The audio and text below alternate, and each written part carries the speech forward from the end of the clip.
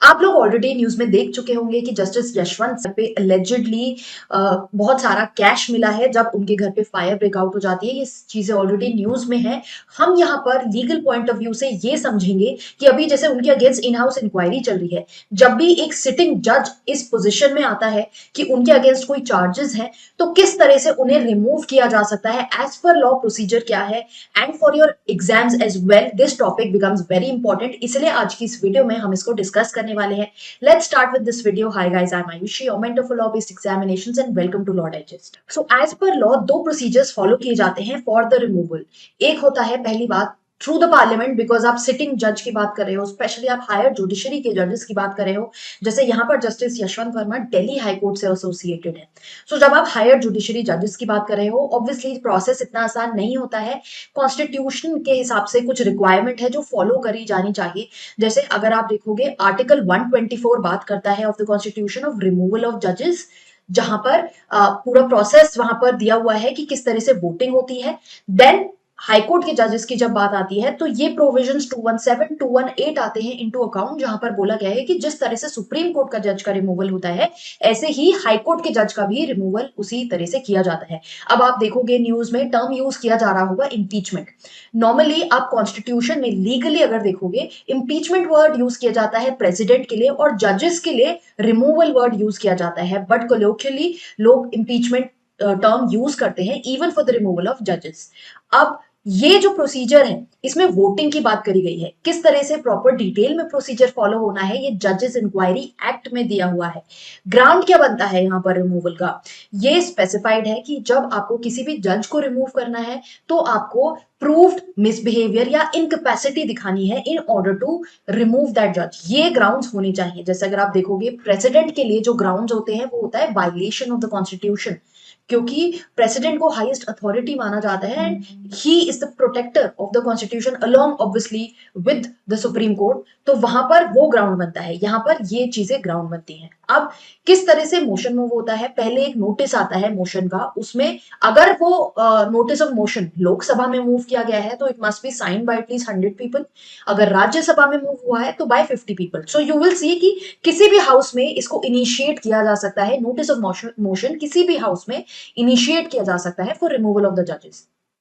फिर ये नोशन दिया जाता है चेयरमैन को अगर राज्यसभा में है और स्पीकर है तो लोकसभा के लिए, उनको ये मोशन दिया जाता है। वो इस मोशन को या तो एडमिट करते हैं या फिर रिजेक्ट करते हैं।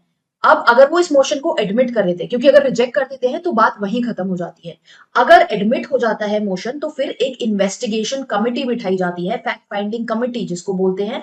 अब उस कमिटी में कौन कौन होता है, चीफ जस्टिस ऑफ इंडिया होते हैं, सुप्रीम कोर्ट जजेस होते हैं, then chief justice of high court होते हैं और डिस्टिंग्विश्ड जूरिस्ट होते हैं जो स्पीकर या चेयरमैन डिसाइड करते हैं। अब ये 3 लोगों की बॉडी बनाई जाती है जिसके बेसिस पे ये इन्वेस्टिगेशन कमेटी बनती है, मतलब 3 लोग इन्वॉल्व हैं यहाँ पर। अब ये सारे मिलके डेफिनेट चार्जेस फ्रेम करते हैं। फिर बाद में इस मोशन को, ये जो चार्जेस फ्रेम हुए इसके साथ statement of grounds for each charge, ये सब प्रिपेयर करके आगे कम्युनिकेट करी जाती है टू द जज इन क्वेश्चन। जिनको भी अक्यूज किया गया है उनको वो स्टेटमेंट फॉरवर्ड करी जाती है। तो जो अक्यूज जज है उन्हें अपॉर्चुनिटी दी जाती है कि आप अपनी तरफ से डिफेंस रख सकते हो, आपकी जो भी रिटन स्टेटमेंट है ऑफ डिफेंस वो आप सबमिट कर सकते हो। उसके बाद रिपोर्ट जो है वो फॉरवर्ड करी जाती है टू द स्पीकर और द चेयरमैन कंसर्न। अब ये जो रिपोर्ट है ये फिर ले डाउन होती है बिफोर बोथ द हाउसेस और ये दोनों ही हाउसेस फिर डिसाइड करते हैं फर्दर। अगर ये माना जाता है एज पर द रिपोर्ट कि द जज इज नॉट गिल्टी तो अगेन कोई फर्दर स्टेप्स नहीं लिए जाते हैं। बट इफ दे सी कि हाँ द जज इज गिल्टी तो फिर उस मोशन को, क्योंकि अभी जब तक ये रिपोर्ट ले डाउन करी गई है वो मोशन अभी तक पेंडिंग पड़ा है, उसपे कोई आगे प्रोसीडिंग्स नहीं हुई है, वो मोशन आगे मूव नहीं हुआ है। अगर रिपोर्ट मानती है कि हाँ द जज इज गिल्टी तो फिर मोशन जो है वो बोथ हाउसेस में पास होना चाहिए by special majority. Special majority meaning 50% of the people present and voting plus two third of the members जो हैं वो उस मोशन को अगर अग्री करते हैं तभी वो मोशन पास होता है, और वो भी बोथ द हाउसेस में। तो इतना आसान प्रोसीजर नहीं है, काफी मेजोरिटी के साथ सबका वोट चाहिए उस मोशन के ऊपर if eventually you want to get the जज रिमूव थ्रू द पार्लियामेंट, तो ये पूरा प्रोसीजर फॉलो होता है। जब दोनों ही हाउसेज मोशन मूव कर देते हैं और वो सक्सेसफुल हो जाता है, मोशन अडॉप्ट कर लिया जाता है और फिर उसको प्रेजेंट किया जाता है to the president for address, and उस ये पूरा प्रोसीजर फॉलो किया जाता है as per the constitution for removal.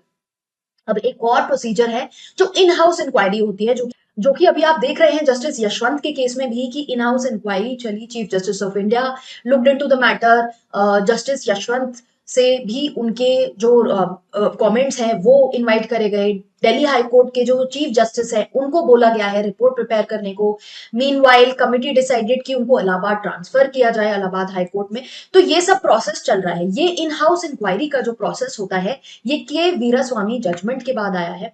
Normally क्या होता है, कॉन्स्टिट्यूशन प्रोहिबिट करता है कि पार्लियामेंट में आप जजेस का जो भी जजमेंट है या मतलब जजेस का बिहेवियर जो है वो ओपनली इस तरह से डिस्कस नहीं किया जा सकता, उस पर प्रोहिबिशन है।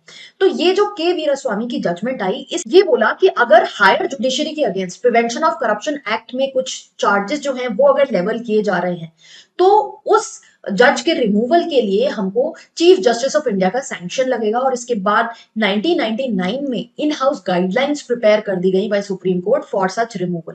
तो इसमें क्या होता है कि कंप्लेंट आती है। अब कंप्लेंट की जा सकती है to the chief justice of India, to the president और to the chief justice of the concern high court, अगर हाईकोर्ट जज इन्वॉल्व है। तो जब ये कंप्लेंट आती है, उस कंप्लेंट को रिसीव करके सीजेआई डिसाइड करते हैं कि क्या फर्दर इन्वेस्टिगेशन इस मैटर में रिक्वायर्ड है या नहीं। जैसे presently justice Sanjiv Khanna decided whether there is an investigation required in this matter और नॉट। मीनवाइल क्या होता है कि जो अक्यूज जज है उनको भी इन्फॉर्म किया जाता है कि आपके अगेंस्ट ये कंप्लेन है, आपको अपनी सफाई में क्या बोलना है। और चीफ जस्टिस ऑफ हाईकोर्ट को बोला जाता है कि आप रिपोर्ट प्रिपेयर करके दो इस मैटर में। अब फर्दर प्रोब किया जाता है जब चीफ जस्टिस ऑफ हाईकोर्ट की रिपोर्ट के बेसिस पे ये लगता है कि हाँ इस मैटर में फर्दर प्रोब रिक्वायर्ड है, तब अगेन कमिटी बनाई जाती है। जैसे कॉन्स्टिट्यूशन के टाइम पे भी कमिटी बनाई गई थी, अब यहां पर भी कमिटी बनाई जाती है consisting of two chief justices from different high courts and one supreme court judge। और अगर जो जज है इन क्वेश्चन वो सुप्रीम कोर्ट जज ही है तो ये committee will be fully comprising of 3 supreme court जजेस। तो यहाँ पर भी 3 लोगों की कमिटी बनाई जाती है as in this case of the constitution. Obviously जो कॉन्स्टिट्यूशन है इस कमिटी का वो थोड़ा सा अलग है। फिर वो कमिटी डिसाइड करती है ये जो चार्जेस हैं, जो एलिगेशंस हैं, क्या ये सीरियस है या फिर ये सीरियस नहीं है। या फिर ये भी देखा जाता है कि क्या इन एलिगेशंस में कोई सब्सटेंस है, ऐसा सब्सटेंस है जिससे जज का रिमूवल होना चाहिए, या फिर ऐसा सब्सटेंस निकल के आ रहा है जिससे रिमूवल रिक्वायर्ड नहीं है, however some substance is present. और एक थर्ड सिचुएशन होती है जहां पर कुछ भी आपको ऐसा नहीं लग रहा है कि फर्दर कोई भी प्रोसेस करने की रिक्वायरमेंट है, तो वो वाला प्रोसेस तो हट जाता है। बट इन केस कोई सब्सटेंस ऐसा लगता है कि सब्सटेंस के बेसिस पे कि कुछ ना कुछ गड़बड़ है, प्रॉब्लम है, but at the same time removal उसका रिमूवल ऑफ द जज रिक्वायर्ड नहीं है, तो उस केस में जिस जज के अगेंस्ट एक्यूजेशन होता है उनको अकॉर्डिंगली एडवाइस कर दिया जाता है। Now on the basis of substance if it is failed कि जो एक्विजिशन है वो सीरियस है, तो उस केस में कैसे प्रोसीड करते हैं। उस केस में एडवाइस दिया जाता है कि या तो आप रिजाइन कर दो या रिटायर हो जाओ। जो भी जज हैं जो अक्यूज हैं उनको बोला जाता है, चीफ जस्टिस ऑफ इंडिया उनको ऐसा एडवाइस देते हैं कि क्योंकि अभी प्रोसीडिंग्स आपके अगेंस्ट चल रही हैं तो आप ऐसा कर लीजिए। नॉर्मली अभी तक क्या हुआ है, जितने भी अगर एक्यूजेशंस आए हैं इंडिया में, आज तक कोई भी जज इस तरह से रिमूव नहीं किया गया है।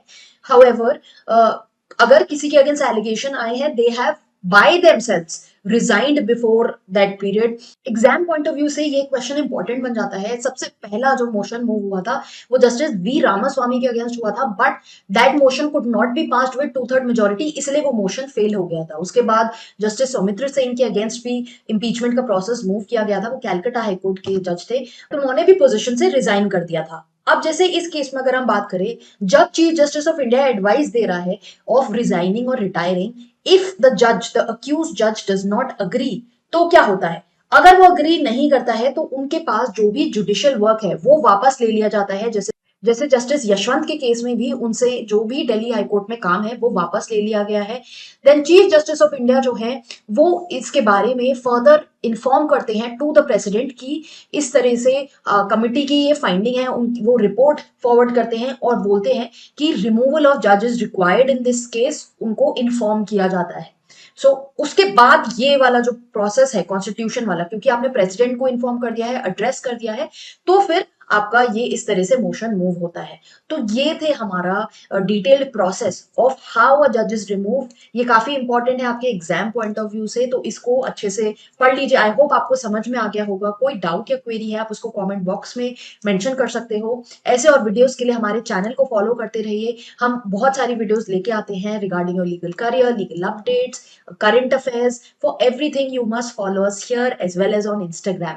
बाकी अगर आपको कोई स्टडी मटेरियल की रिक्वायरमेंट है किसी एग्जाम के लिए, then you can reach out to us.